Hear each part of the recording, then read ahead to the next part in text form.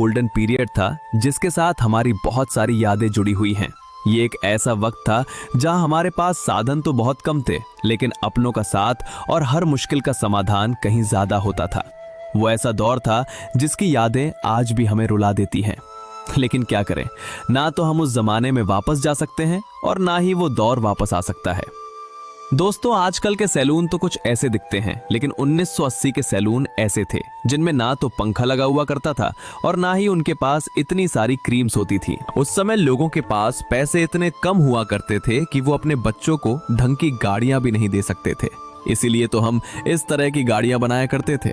इसे बनाने के लिए महज कुछ लकड़ियों का और खराब हो चुकी चप्पलों का इस्तेमाल किया जाता था।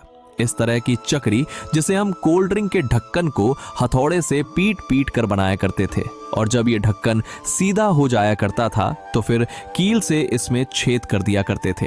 उसके बाद इसमें एक मजबूत सा धागा डालते थे और बस फिर ये तैयार हो जाती थी।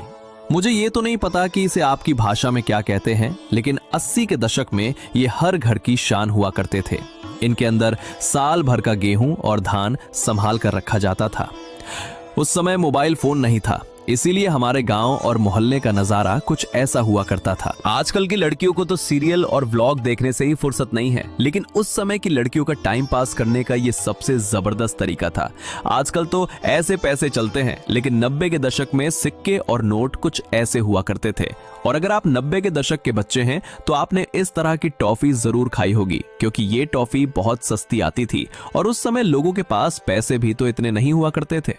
दोस्तों, क्या आपको भी याद है जब आपके दादाजी आराम से बैठे रहते थे तो हम उनके पास दौड़ कर जाते थे और उनसे पुरानी कहानियां सुना करते थे। दादाजी हमें बताते थे कि अपनी जवानी में वो कितने बहादुर थे। वो कहते थे कि जब भी उनके सामने कोई भूत आता था तो वो डरते नहीं थे, बल्कि उस भूत से भी बीड़ी छीनकर पी लिया करते थे। दोस्तों, उस समय हर गांव में इस तरह की एक जगह जरूर होती थी जहां हम अपने दोस्तों के साथ बैठकर घंटों गप्पे मारा करते थे। ये है हमारे जमाने का टेम्पो और हमारे जमाने की वो जीप जो उस दौर में बहुत आम हुआ करती थी।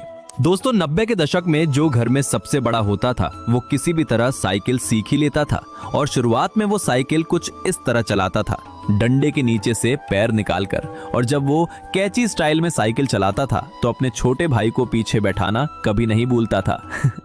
दोस्तों, क्या आपको याद है पार्ले की ये टॉफी? उस समय ये टॉफी बहुत आम थी और हर एक